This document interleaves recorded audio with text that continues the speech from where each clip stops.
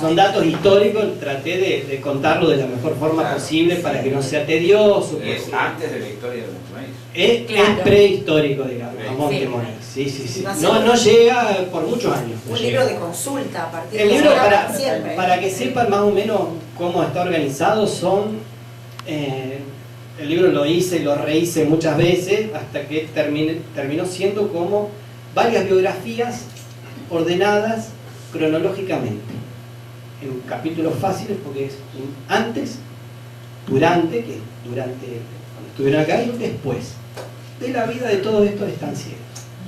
Mientras tanto hay acotaciones, voy poniendo el contexto para que se entienda muchas cosas, y hay datos de color, datos simpáticos, cosas que asombran, cuando uno empieza a conectar las historias, la verdad que asombra. Pensar que esto, como hablábamos, que eran jovencitos de acomodadas familias, no solo eso, eran deportistas de élite, por ejemplo. Ellos, hoy en día, se corre una de las regatas más importantes, la histórica, es la regata Henley, que hoy en día la transmiten por todos lados. Acá no, porque no se acostumbra, ¿no? Pero es la regata más prestigiosa en el mundo. Se hace del año 1820. Y los pobladores, tanto de la estancia Monte del Maíz como de la estancia Montemolino, ganaron esa regata en la modalidad más importante, que es la modalidad de 8 remos. Salían en los diarios, había dibujos de ellos, eran deportistas de élite. Y justo, bueno, había un solo ganador por año, y integrantes de las dos estancias ganaron esa competencia. En el año 1864 la ganan Charles Talbot de la estancia Monte del Maíz y Walter Seymour de la estancia Montemonic. Ellos no vinieron juntos acá porque se conocían, se encontraron acá después, pero ya habían remado juntos para un club de remo, el Kingston Rowing Club. Un club que la mandé a mi suegra, que se fue a pasear a Inglaterra, y yo la mandé a investigar, fue a ese club, de ahí había una foto. En bicicleta, fue en bicicleta. Pero bueno, y después, algo que si volamos un poquito, le podemos decir a los demás pueblos, que esto que es verdad que queda entre nosotros, quizás algunos de estos primeros pobladores de aquí fueron los primeros en meter un gol. ¿Por qué? Porque el primer reglamento de fútbol del año 1863 se toma de un par de escuelas, básicamente. De una de las escuelas que se toma es del Charterhouse, donde iban los Seymour. Y no había muchos deportes en ese momento. Y el fútbol era totalmente incipiente. Se practicaba el rugby, más que nada, el remo, en los colegios se practicaba el remo, el rugby y el cricket, y ya no mucho más. Y justamente a la escuela donde iba uno de los Seymour, ahí se practicaba el fútbol, y de esa escuela se tomó el primer reglamento. O sea que lo más parecido al fútbol de hoy, seguramente lo jugaron los pobladores de estos lugares. Es más, los primeros años de la FA Cup ganaba muchas veces de Stoke City. Stoke City fue fundado por jugadores de esa escuela. Quizás Seymour, no sé, pero bueno. Podría ser. No, porque bueno, a la escuela donde asistían, esa escuela es gran parte de la escenografía de Harry Potter, donde almorzaban, desayunaban, cenaban. Estos primeros pobladores, seguramente muchos tendrán en mente ese comedor largo con mesas, con velas por ahí flotando, por ahí pasa uno volando. Bueno, ahí almorzaban, cenaban, desayunaban estos primeros pobladores de aquí, en ese mismo lugar. Es un pequeño dato de color. Es que los hermanos Talbot cuando se instalaron, apenas se instalaron acá en la estancia, contratan a otro inglés, que es un tal Enrique Leonardo Reynard, Henry Leonard Reynard, que vendría a ser una especie de capataz. Si bien los Talbot tenían un capataz, también inglés, lo contratan como una especie de capataz.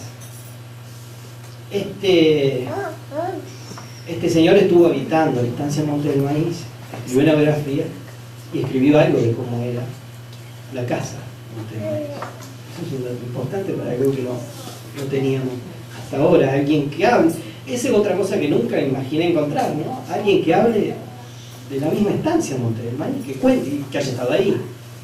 Este señor Reynard termina en el año 1876 llevando las primeras 300 ovejas desde las Islas Malvinas hasta Punta Arenas. En el continente no había ovejas, en la Patagonia. Él fue el precursor, fue el primero. Es conocido como el padre de la ganadería en la Patagonia. Fue habitante de Monte del Maíz. También había unos ingleses que estaban instalándose en el Monte Llovedor, que era al norte de la Borde. Y bueno, en un malón llegaron los indios, se metieron adentro del foso. Ellos recién habían terminado de cavar todo el foso, entonces le queda el montículo de tierra afuera y el foso. Ellos se meten adentro de la casa.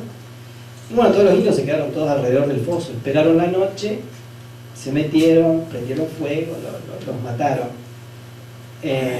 Ya el padre de los Talbot tenía mucho miedo de que sus hijos estén muy expuestos. Estaban muy expuestos acá a los malones. Cuando pasó eso, que mataron a todos los ingleses ahí, ellos ya decidieron irse. Igualmente el padre de los Talbot ya les había comprado él, seguramente él le había comprado terreno en Santa Fe, que estaban más lejos de estos malones, no de los del Chaco santafesino. Pero bueno, por eso es que en septiembre ellos compran las tierras en enero del 66, comienzan a instalarse en marzo y ya por septiembre pasa esto y ellos ya estaban decididos a irse. Y ya en diciembre registros de que estaba por lo menos Reynard, que trabajaba para ellos, allá en La Victoria, Santa Fe. En realidad tendría que agradecer a varios más que no están acá, que han colaborado, como por ejemplo algo que no nombramos, que uno de los grandes colaboradores también de las imágenes es el archivista de la Universidad de Oxford. Una persona sumamente importante. En realidad, si busca información de él, en un momento yo encontré que había unos archivos allá en la Universidad de Oxford. Pero pensé varias veces, ¿qué voy a pedir? ¿Qué voy a pedir? En un momento me animé y digo, total, perdido por perdido. Le envié un mail al archivista y le mandé el mail escrito en castellano con la traducción de Google abajo, pidiéndole disculpas por eso. Y el señor muy amablemente me respondió a las horas. Incluso me dijo que él no tenía, que esos archivos no estaban permitidos escanearlos por la fragilidad, por la antigüedad, pero que si yo quería, él llevaba la cámara al día siguiente desde su casa, se traía su cámara y me mandaba las fotos, cosa que hizo. Después terminó pidiéndome que le envíe el libro, que le envíe fotos, y si poníamos en el museo imágenes de ellos, que les mande fotos. La humildad de una persona, ¿no?, con tanta responsabilidad. Muchas de esas cosas me han asombrado, con mucha de esa gente me puse en contacto. Pero esa es la gente que actuó Eso como es algo. archivista, es curioso. Cuando ya tenía cierta información, bueno, me comuniqué con ellos. Nunca fue la idea del libro, pero me atrapó tanto y encontré tanta información que en un momento hasta sentí la responsabilidad. O sea, no me lo podía guardar yo. Gracias. No, en un momento pensé, mucha información, esto no lo puedo dejar pasar. Y ahí empezó cómo lo organizo, que terminó con forma de libro, porque es muy importante la imagen, es muy importante el texto, es muy importante muchas cosas que había que organizarlas. ¿Y cómo las organizo? Y salió el formato de libro, que me costó muchísimo. y lo que revelan las cartas que le mandaban o que se reenviaban recíprocamente. ¿Cómo era la vida? ¿Dónde sacaste esas cartas? ¿Cómo rescataste eso? Que a mí me impactó de que hubiera... Esas cartas, ¿están en Inglaterra? ¿Online? No viajé. Ah, también. Y si vos entras por internet, ¿las tenés acceso a eso? Sí, hay que saber Claro. Sí, no, es que yo he pedido algunas copias y eso. Pero sí hay la historia básica que está contada ahí sobre las cartas, hay acceso. Sí, sí. Que sé que en este momento estaría más que feliz por este libro, que es el doctor Carlos Santa Coloma, que es el papá de Sebastián. Yo sé lo que él pensaba de este libro y de lo que él disfrutó de esta investigación. A veces la curiosidad nos lleva a lugares que quizás nunca antes habíamos imaginado. Junto con la intriga, conforman el motor que alimenta la necesidad de conocer un poco más. Y casi sin darnos cuenta, determinados hechos y datos nos conducen a espacios y a tiempos que intentan darnos respuestas a tantos interrogantes. El autor de Estancias en el Límite, Monte del Maíz y Monte Molino, seguramente fue atrapado por esa energía que alienta y empuja a investigar y a trabajar para alcanzar el propósito.